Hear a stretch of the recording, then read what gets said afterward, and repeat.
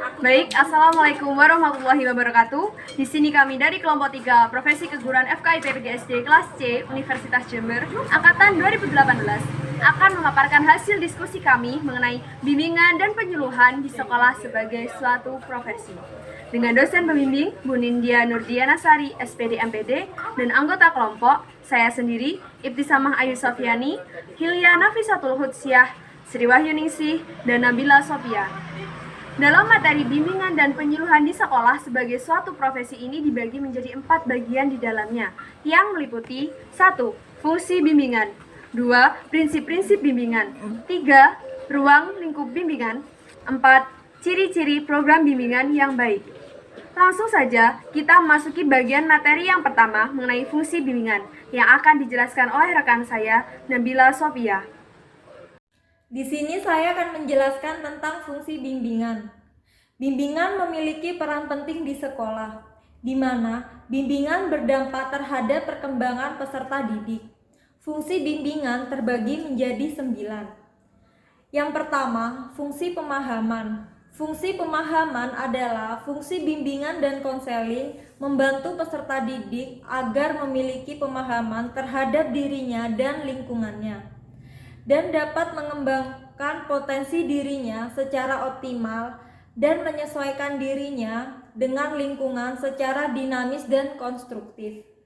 Yang kedua, fungsi preventif.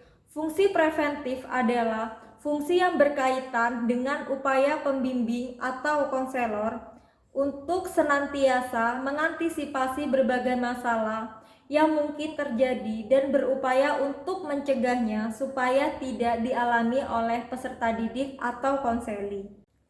Yang ketiga, fungsi pengembangan. Fungsi pengembangan adalah fungsi bimbingan dan konseling yang sifatnya lebih proaktif dari fungsi-fungsi lainnya. Tekniknya adalah pelayanan informasi, tutorial, diskusi kelompok, dan karya wisata. Yang keempat, fungsi penyembuhan. Fungsi penyembuhan adalah fungsi bimbingan dan konseling yang bersifat kuratif. Fungsi ini berkaitan erat dengan upaya pemberian bantuan kepada konseli atau peserta didik yang telah mengalami berbagai jenis masalah. Yang kelima, fungsi penyaluran. Fungsi penyaluran adalah fungsi bimbingan dan konseling dalam membantu konseli atau peserta didik memilih kegiatan ekstrakurikuler, jurusan atau program studi, keahlian, dan ciri-ciri kepribadian lainnya. Yang keenam, fungsi adaptasi. Fungsi adaptasi adalah fungsi membantu para pelaksana pendidikan, kepala sekolah dan staf, konselor atau pembimbing untuk menyesuaikan program pendidikan terhadap latar belakang pendidikan, minat, kemampuan, dan kebutuhan konseli. Yang ketujuh, fungsi perbaikan. Fungsi perbaikan adalah fungsi bimbingan dan konseling untuk membantu konseli sehingga dapat memperbaiki kekeliruan dalam berpikir, berperasaan, dan bertindak. Yang kedelapan, fungsi fasilitas. Fungsi fasilitas memberikan kemudahan kepada konseli atau peserta didik dalam mencapai pertumbuhan dan perkembangan yang optimal, serasi, selaras, dan seimbang seluruh aspek dalam diri konseli. Yang kesembilan, fungsi pemeliharaan. Fungsi ini untuk membantu konseli atau peserta didik supaya dapat menjaga diri dan mempertahankan situasi kondusif yang telah tercipta dalam dirinya. Prinsip-prinsip bimbingan. Prinsip-prinsip ini berasal dari konsep-konsep filosofis tentang kemanusiaan bagi pemberian layanan atau bantuan baik di sekolah maupun di luar sekolah. Nah, menurut Yusuf dan Nur Ihsan, prinsip-prinsip bimbingan konseling ada 6. Yang pertama, bimbingan diperuntukkan bagi semua individu.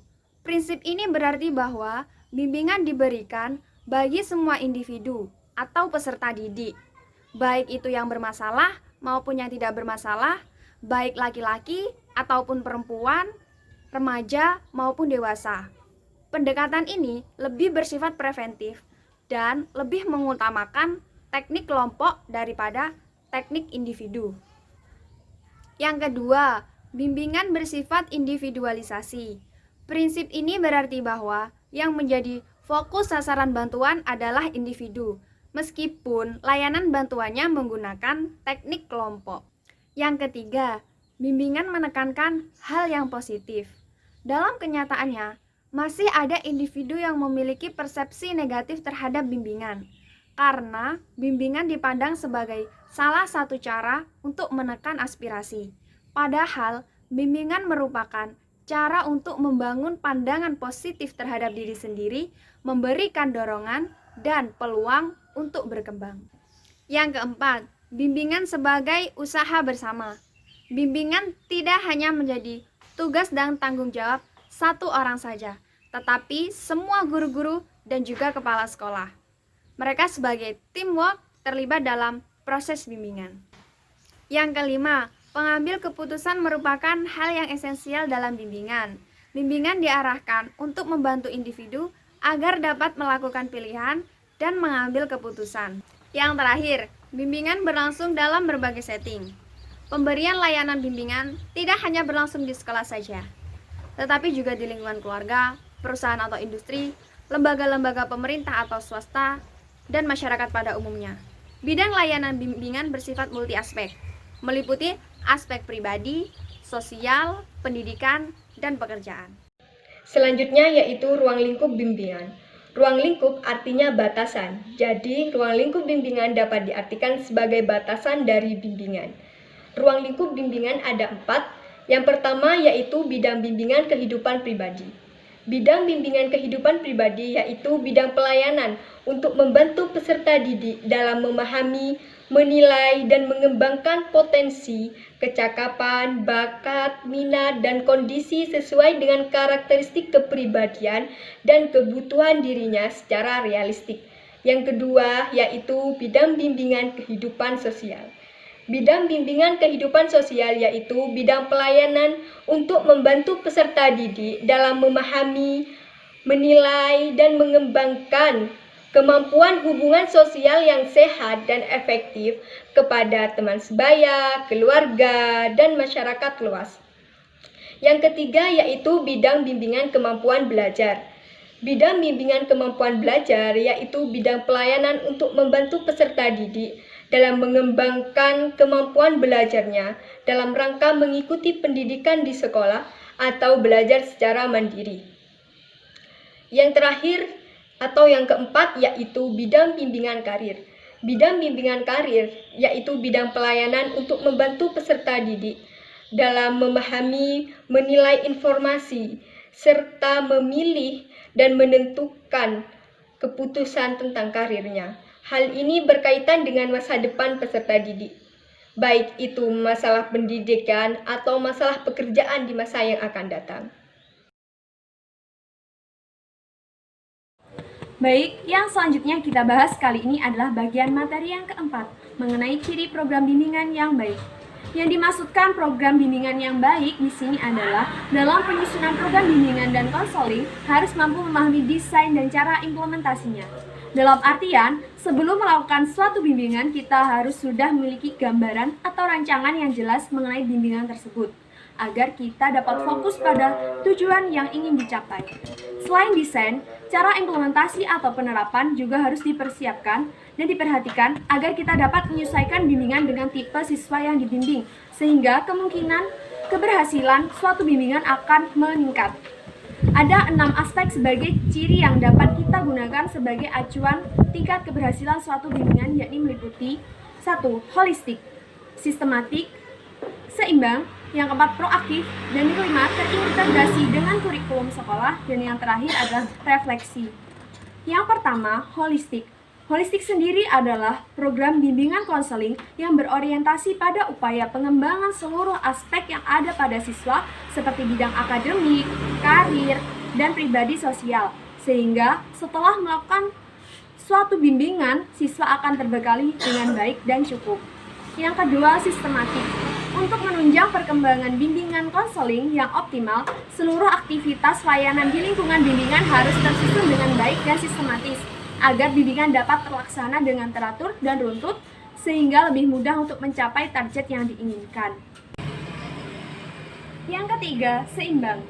Seimbang artinya aktivitas konselor harus terbagi rata antara sesi konseling, edukasi, konsultasi, kolaborasi, dan kepemimpinan, agar semua aspek berkembang dan dapat berjalan selaras tanpa adanya ketimpangan. Yang keempat, proaktif. Artinya, konselor harus dapat mengantisipasi dan memperkirakan kemungkinan masalah yang timbul dan berpotensi mengganggu siswa di kemudian hari, sehingga konselor sudah mempersiapkannya sejak dini agar kedepannya dapat berjalan dengan lancar. Yang kelima, terintegrasi dengan kurikulum sekolah. Pada dasarnya, bimbingan konseling sendiri merupakan bagian dalam kurikulum sekolah. Jadi, dalam pelaksanaannya harus selaras dengan tujuan sekolah.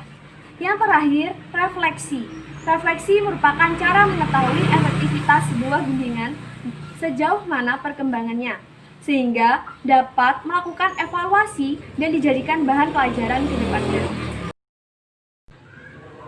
Baik, mungkin itu saja yang dapat kelompok kami sampaikan mengenai bimbingan dan penyuluhan di sekolah sebagai suatu profesi. Untuk kurang lebihnya kami mohon maaf. Saya akhiri, wassalamualaikum warahmatullahi wabarakatuh.